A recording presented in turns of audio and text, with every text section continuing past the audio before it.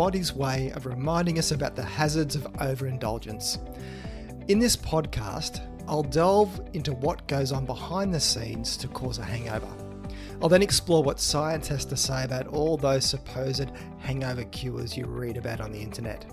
And finally, I'll outline the practical things that you are in control of to help prevent and maybe even treat a hangover.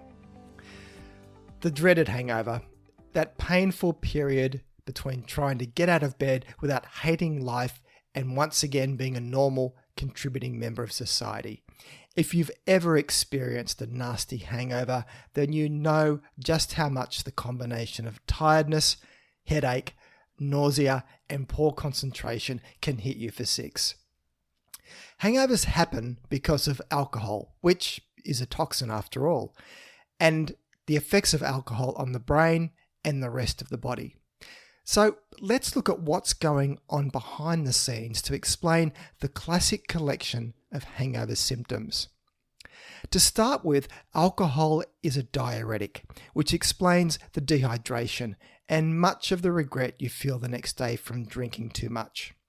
Frequent trips to the toilet during the night mean sleep disturbances, which makes you even more tired the next day.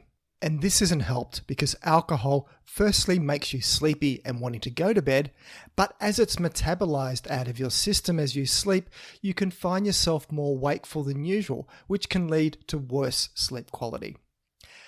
But the symptoms of a hangover cannot all be blamed on dehydration and poor sleep. Alcohol irritates the stomach, which leads to inflammation, and also causes the digestive system to produce more gastric acid. This contributes to the nausea and queasy stomach of a hangover. Hangovers could also be driven by the way alcohol messes with your immune system.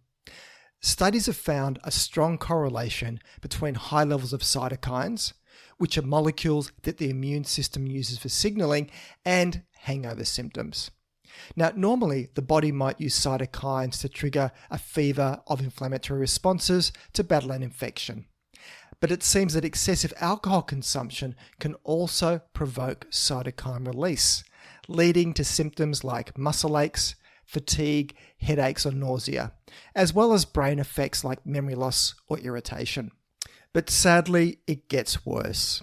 When the body metabolizes alcohol, it creates a toxic byproduct called acetaldehyde, which is estimated to be between 10 and 30 times more toxic than alcohol itself. The buildup of acetaldehyde leads to sweating, skin flushing, nausea, vomiting, and headaches.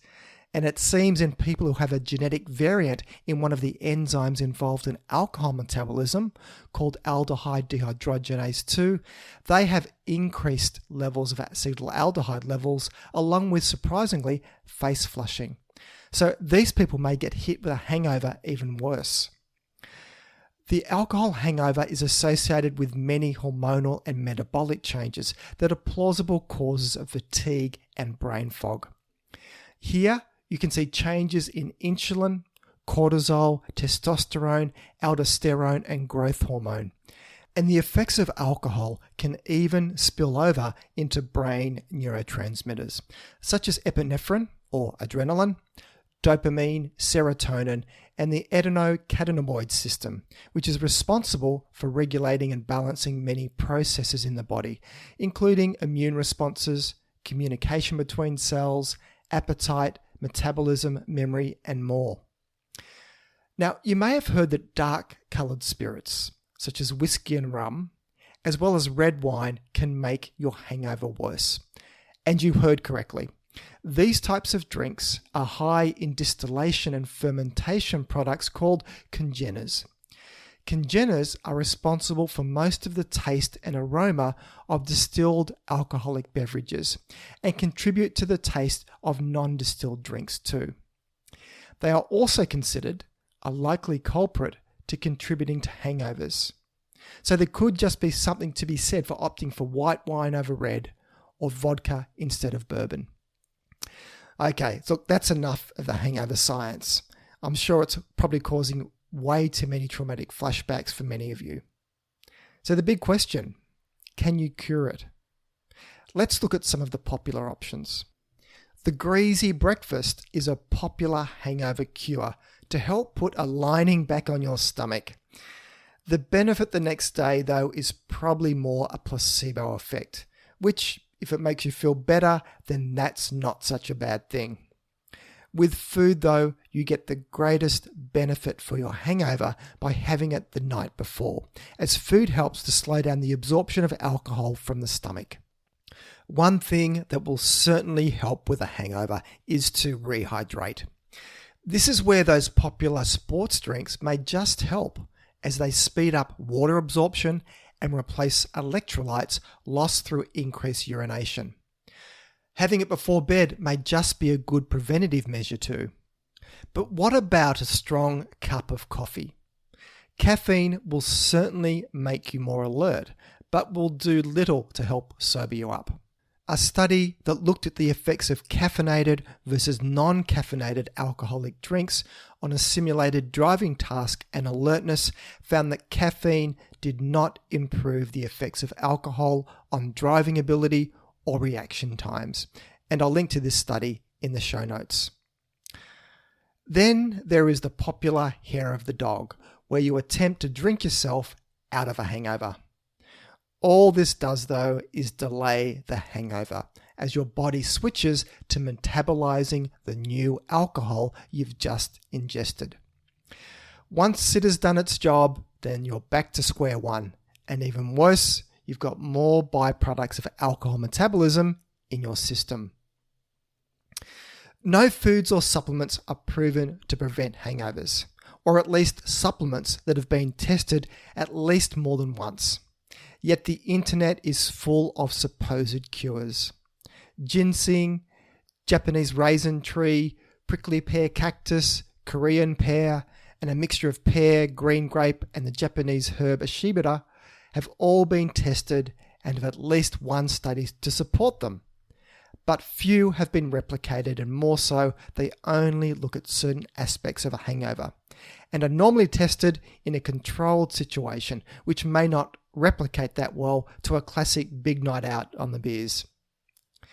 And the British Medical Journal has also waded into the elusive search for a hangover cure with a systematic review of randomized controlled trials, which I'll link to in the show notes.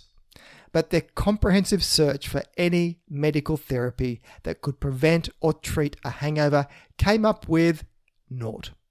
Their conclusion: the most effective way to avoid the symptoms of a hangover is to practice either abstinence or moderation. It may not be what you want to hear, but it seems to be the most effective cure we have yet. So one final question to ponder, though, is if there could be any health benefits to be gained from the pain that alcohol has caused you. Now, look, the health harms about alcohol are so long indeed that I won't go into much detail about those in this podcast. I'll take that as read. You know about those. But every now and then, you see something surface about the health benefits of alcohol. So is there any truth to this? In fact, a low level of alcohol consumption may offer a small benefit in reducing earlier mortality rates, mostly by offering some degree of protection against coronary heart disease in those with existing risk factors. Alcohol can raise the levels of HDL cholesterol, which is considered the more good or beneficial type of cholesterol, which removes cholesterol from the blood, but that's a very simplistic way of looking at it. But it can also reduce the stickiness of blood and the risk of blood clots forming. Scientists call the observed small health effects of alcohol the J-curve effect, where a benefit is seen on earlier mortality with light to moderate amounts of alcohol consumption, and that's 1 to 2 drinks per day. But health harms skyrocket with increasing consumption. So there is debate if this J-curve effect may be from other factors, such as healthier lifestyles of light drinkers, rather than the alcohol itself. But even putting that aside, the reality is that any health benefits are limited to men over the age of 40 and women over the age of 50, and who drink 1 to 2 standard drinks a day or less. Younger people do not get the same health benefits from drinking. So let's wrap things up. If you can't cure a hangover, you can do some things to help reduce it the night before. And for that, make sure that you eat food when you drink. Alternate your drinks with water, so have as much water as you can. And maybe even try a sports drink before bed and the morning after. And of course, get plenty of sleep. The more sleep you get, the better you will be. And the next day, get active. The endorphin release will make you feel better. But once you have a hangover, there's no magic pill to cure it. But something as simple as aspirin and a strong coffee can help to clear your head and perk you up a little as you bunker down and wait it out.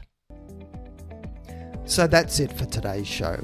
You can find the show notes either in the app you're listening to this podcast on if it supports it, or else head over to my webpage at thinkingnutrition.com.au and click on the podcast section to find this episode to read the show notes. If you find this podcast of value, then please consider sharing it with your friends and colleagues, or maybe even leave a review. This all helps increase the ranking and reach of the podcast, which means a big win for credible, evidence-based nutrition messages while helping to dilute out the crazy and making the world a slightly less confusing place. I'm Tim Crow, and you've been listening to Thinking Nutrition.